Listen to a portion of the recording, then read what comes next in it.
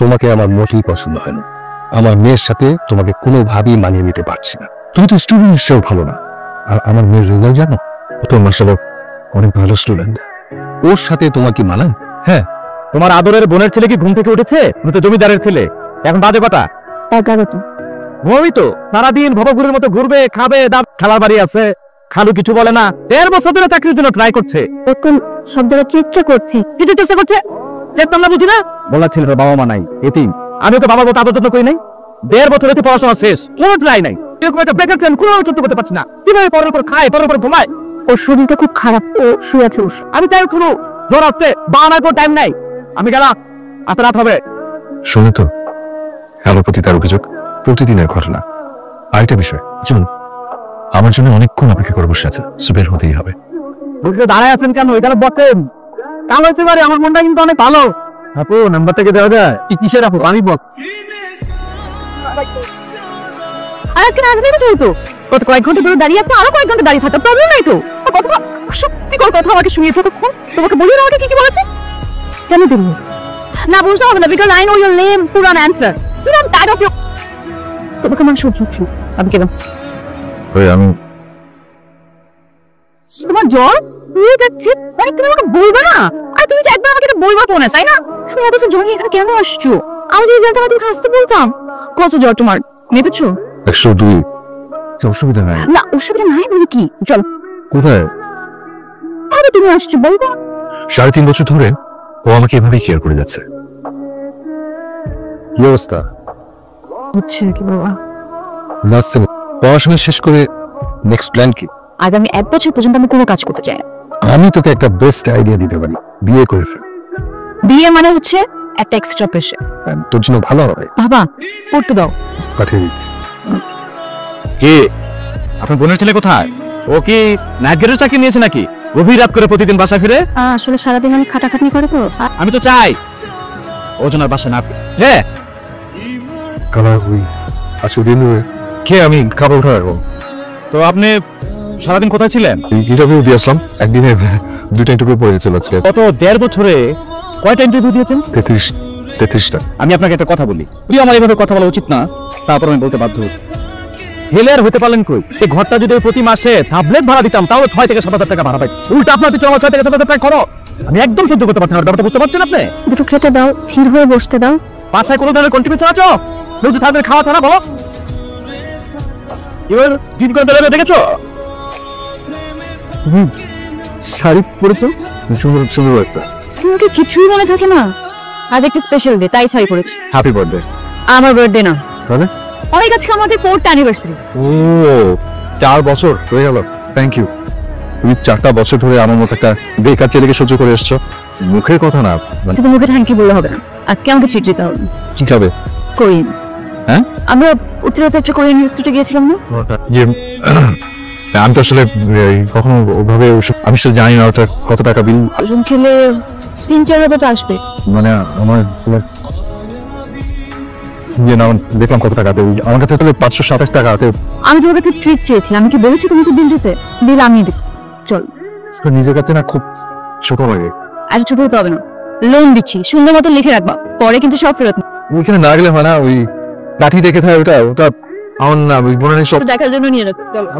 ও আমার একমাত্র শক্তি। যদিও বিলটা ওই দেবে, আমার মন চায় যে বিলটা আমি দিই, পারি না। মাঝে মাঝে মনে হয় মাটি ভাগ করে মাটির ভেতরে ঢুকে দিই।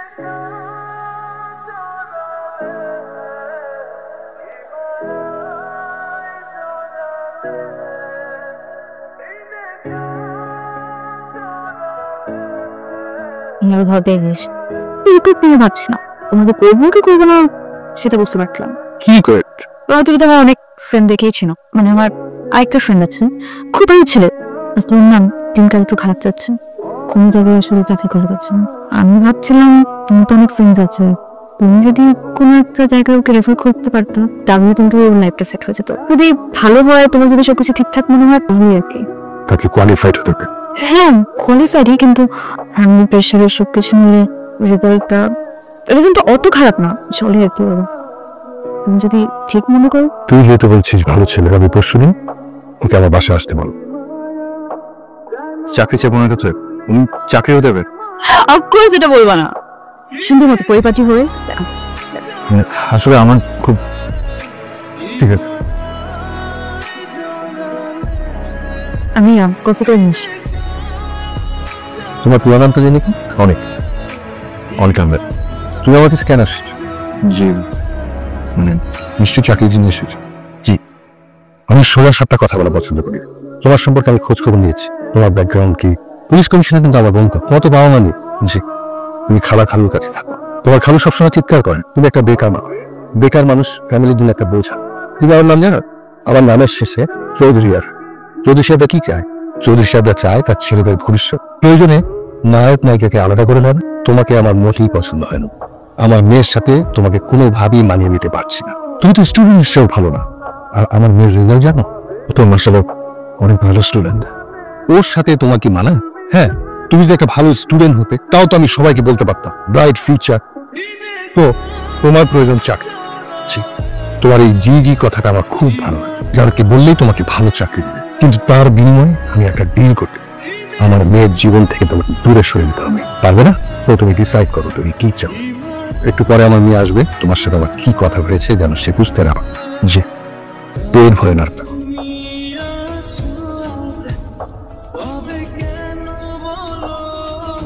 বাবা কি বললো? তোমার খোঁজ খবর নিল? চাকরির উপরে কিছু করেনি? তোমাকে বলতে না করলো না। ওই হ্যাঁ দেবে অপশন দিল, চাকরির অপশন দিল।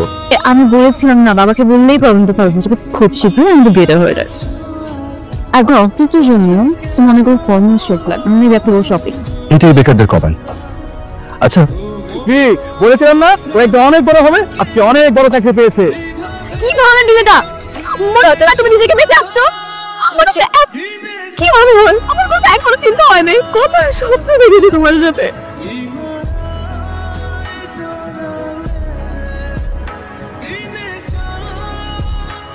সমস্যা? কোনো সমস্যা নেই তো। কোনো সমস্যা নেই, এটা তো কোনো সমস্যা হতে পারে না। বাথরুম ছিলাম তো। আপনি এখনো ওয়াশরুমে? তার মানে আপনি বাসা থেকে এখনো বেরই হন নাই। আপনি কি অনেক বড় তো। আর কখন আগে তুমি আমাকে কল দিছো? ও তুমি কি সবসময় মেয়েকে ওইভাবে দাঁড়িয়ে রাখো? তাই তোমার আপডেট কি বলো তো? প্রত্যেকটা শর্তে রাজি। আমি না আসলে আর পারছি না, অনেক ফ্রাস্ট্রেটেড হয়ে গেছি তো, পারছি না নিজের সাথে যুদ্ধটা করতে। আসলে চাকরিটা খুব দরকার, আমার আর কিছু লাগবে না। Very wise decision. আমি তোমার কাছে মোটেও এটা আশা করিনি। আমি ভেবেছিলাম তুমি এসে বলবে আমার চাকরি লাগবে না, আপনার মেয়েকে লাগবে। দেখেছো সবকিছু ছিলাম না। This is call reality. তোমার মোবাইলটা দেখে তিনটা বের করো। তোমার কি একটাই নাম্বার? জি। আজকে থেকে নাম্বারটা বন্ধ। নতুন একটা নাম্বার নিয়ে আমাকে ফোন করবে। নতুন নাম্বার যেন আমার মেয়ে না জানে কোনোভাবে। তুমি আমার মেয়ের সাথে যোগাযোগ করতে পারবে না। অতঃপর 4টা পরের মতো তারিনকে ভুলে তারিনের বাবার দেওয়া চাকরিটা নিয়ে নিলাম। আমার ফ্যামিলি খুশি, খুব। আমি খুশি হয়তো। আমার তারিনকে তো হারিয়ে ফেললাম, এটা ফেস করতে হয়।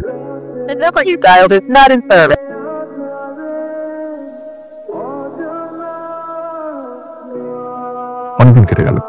চাকরি টাকা দিয়ে কালুকে অনেক কিছু কিনে দিয়েছে, কিন্তু যাকে নিয়ে স্বপ্ন দেখতাম সে নেই আজকে। অনেকদিন তারিনের থেকে পালিয়ে বেড়ালেও একদিন ধরা খেয়ে গেলাম। এই যে আপনার সাথে একটু কথা ছিল।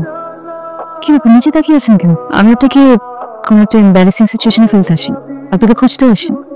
এটা নিতে খুব আগামী মাসে ওঠা থেকে আমার বিয়ে। আপনি মুক্ত, সারা জীবনের জন্য।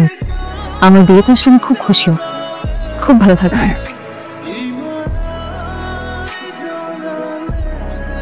খুব কষ্ট হচ্ছে, কিন্তু এইটা কখনো ভাবিনি আমার তারিন অন্য কারো হবে। এইটা আমি মানতে পারবো না। আর আজ তারিনের বিয়ে, তাই আমি যাচ্ছি ওর বিয়ে আটকাতে। সুন্দর লাগছে। আমি তোমাকে আমার বিয়েতে ইনভাইট করেছি, আমার ঘরে না। বসে যে তোমাকে এতটা সুন্দর লাগবে আমি তা স্বপ্নেও ভাবিনি।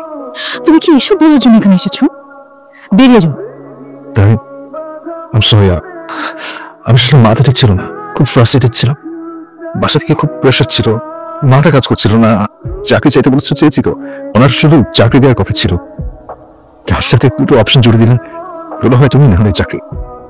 কিন্তু এখন বুঝতে পারছি জীবনটা আসলে সিনেমার চাইতে অনেক বড়। আমার কিচ্ছু চাই না, শুধু আমি শুধু তোমাকে চাই। তুমি এখন কেন এসে বলছো? তো যাও, তুমি খাবো না, তোমার চাকরি নিয়ে তুমি। আমি কিছু একটা করবে, তুমি আমাকে ছেড়ে যাও না। তুমি যাও, আমার বাবার সাথে কথা বলো। যদি তুমি কনভিন্স করতে পারো তাহলে আমি তোমার সাথে এই বাসা থেকে। তুমি এখানে জরুরি একটা কথা আছে। আমি আপনাকে একটা জিনিস ফেরত দিতে এসেছি। আপনার শর্তগুলো মানে আমার চাকরি লাগবে না আঙ্কেল, আমার তারিখে লাগবে। আপনি কি তুমি কি আমার সাথে বার্গেনিং করতে এসেছো? আজকে আমার মেয়ের বিয়ে, এই মুহূর্তে তুমি আমার বাসা থেকে তুলে দিল। আমার মান সম্মান নষ্ট করার জন্য তুমি আমার বাসায় এসেছো। আমি তোমার কাছে হাত জোর করে রিকোয়েস্ট করি, আমার মেয়ের ভবিষ্যৎটা এইভাবে নষ্ট করো না, আমাদেরকে এইভাবে অসম্মানিত করো না প্লিজ।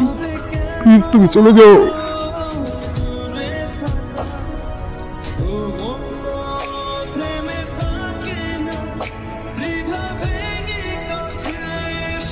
এইদিকে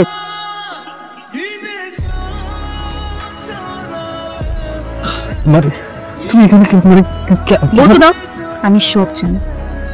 বাবা তোমাকে কি বলেছে আমি সব শুনছি। তোমাকে আমার মোটেই পছন্দ হয় না। যেটা ভয় পাচ্ছিলাম তাই তোমার জন্য তোমার চাকরিটা বেশি।